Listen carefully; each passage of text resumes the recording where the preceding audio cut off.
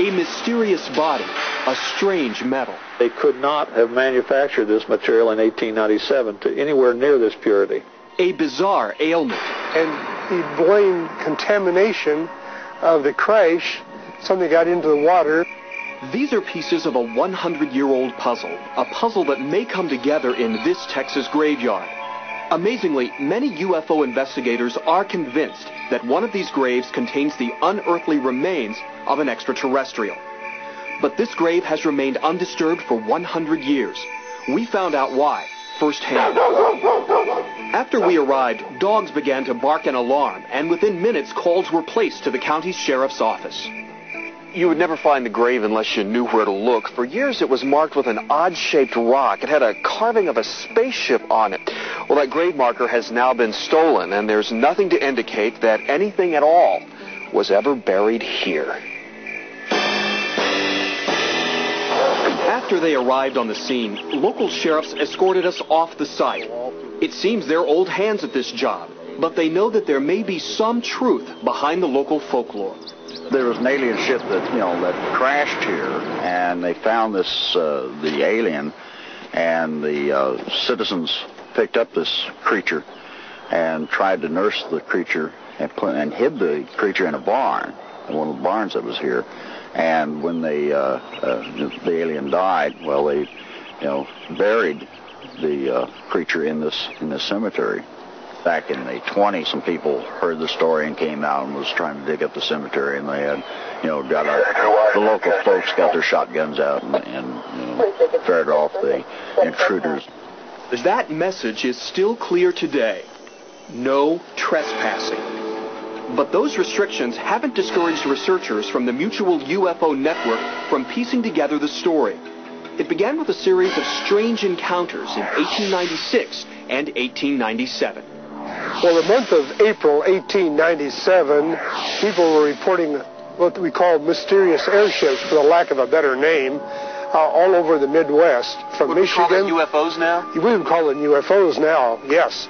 But this particular encounter was different from the others. One of these airships allegedly crashed into a large wooden windlass or windmill. That was the beginning. Charlie Stevens saw this object coming in at 4 a.m. in the morning, and it came up and hit the windlass and destroyed it.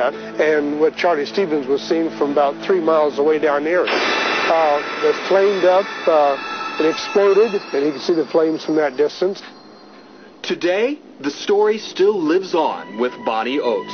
He got in 20 foot of this old well house out here, and he said, now right in here is where it happened. I said, well, that's where the well is. He said, there's a lot of twisted metal. In a more sophisticated place or time, this bizarre incident might have attracted more attention. But this was an isolated farming community, and the commotion quickly died. It would be the logical thing to do is say, well, let's clean up the mess, let's bury the thing and go on about our business. Not even realizing the value or the importance scientifically to the find that they had. What did they find? Based on eyewitness accounts, investigator Hayden Hughes managed to create these composites of the ship's dead pilot. Most of the smashed ship was carted off as souvenirs, and at least one metal chunk was buried with the pilot. But a few pieces were tossed down a well near the crash. That might account for the grotesque ailment suffered by Bonnie Oates' husband, Brawley, who later died. And what did he blame that on? Radiation that got into the well water where the crash occurred in 1897. Bonnie, what did your husband believe? Well, he thought there's something somewhere, he didn't know what. Although radiation levels around the crash site are normal, metal fragments may still remain. What do you got there, Bonnie? What is that? Oh, that's... Bonnie saved some of the metal. Metal that she is convinced caused her husband's illness. Aerospace engineer John Schuessler recovered a sample back in 1973. He found the metal melted and re-solidified around the limestone at the crash site. It fits the contention that it came from an explosion where it was molten and was blown out and landed on limestone rock and contoured to the rock and re-solidified. And that all fits with the story. Other metallurgists concluded that in 1897, this substance simply did not exist on Earth. first they said, oh, this looks like a slug or something. And after a week or so, I said, hey guys, where's my metal? And they said, well, it's kind of intriguing. We want to run a few more runs. The metal proved to be a kind of aluminum, and it was impossible to make aluminum this pure in 1897. It would still be difficult today. The real key to this mystery lies beneath this giant oak tree.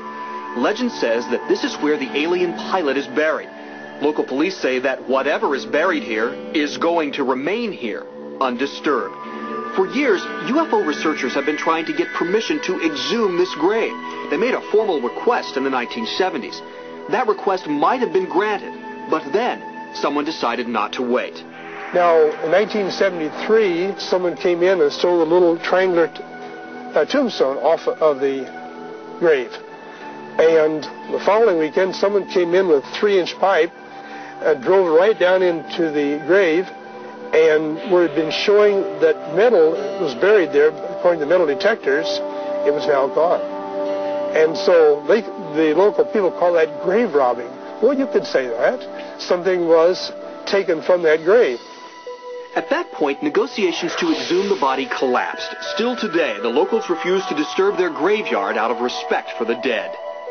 This is a rural county. People have a way of life that they want to protect their own.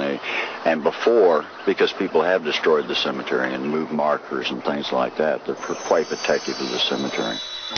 To be so close to the evidence, to the physical proof that there are extraterrestrials that cannot be disputed, it is very frustrating. For 100 years, the mystery has remained undisturbed. UFO researchers are furious, but they know better than to take the law into their own hands. But underneath the oak tree, the hidden truth may be waiting.